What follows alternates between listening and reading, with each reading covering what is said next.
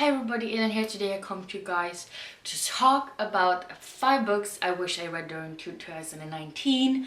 There was definitely a lot of books that could have potentially been on this list, but I'm just going to mention 5, and these are 5 that I really think like I really should have read them because 1, I was really anticipating them, 2, I had them from like the beginning of the year, most of them, and I still haven't read them. Some I even had from last year and I still haven't read them, so good going.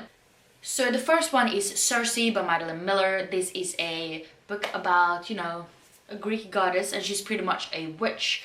And that's pretty much all I know about it, but I know that some of the kind of heroes from the Greek mythology actually end up meeting her and, on her secluded little island and stuff as she goes down. I've heard great things about this book. It's a gorgeous book. I love mythology.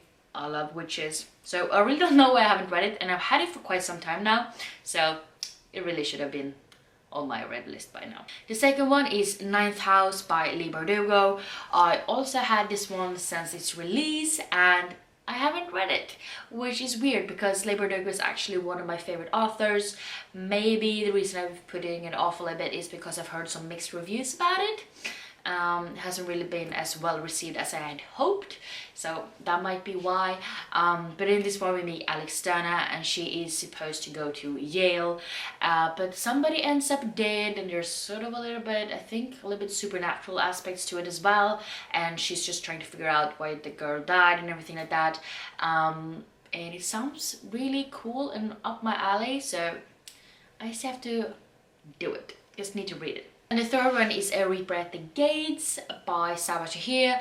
I read the first books last year and the year before that. I don't really know, definitely wasn't this year. And I have had A Reaper at the Gates since I think September or something last year. I don't know, and I really love this series, but I haven't picked it up, and I don't know why. Maybe it's because I feel like it's been so long since I read the first 2 books that I will not, enjoy it as much because I don't really remember anything. But I do really love the story so far, and I just kind of like the world and everything. I really like everything, although it's kind of a brutal read, but it's still so good, and I should have picked this one up. This one is a bit about Lila, and her brother is actually thrown into prison because they accuse her of treason, and Lila of course wants to get her brother out of there, and Lila sort of joined forces with the rebels in the town to be able to break him out of prison, and she actually goes undercover as sort of a maid, I suppose, with the people that are in power, and try to figure out some information that the rebels want. And shit goes down, and she actually had to join forces with the other main character, Elias, who's actually one of the guards, and it gets rough. But I really love this series so far, so there's really no excuses for me not having read the 3rd book. And then we have King of Scars, also by Leigh Bardugo. I don't know why there's 2 books of her on this list, but there is. And this one we meet one character from the Grisha universe and one character from Six of Crows duology.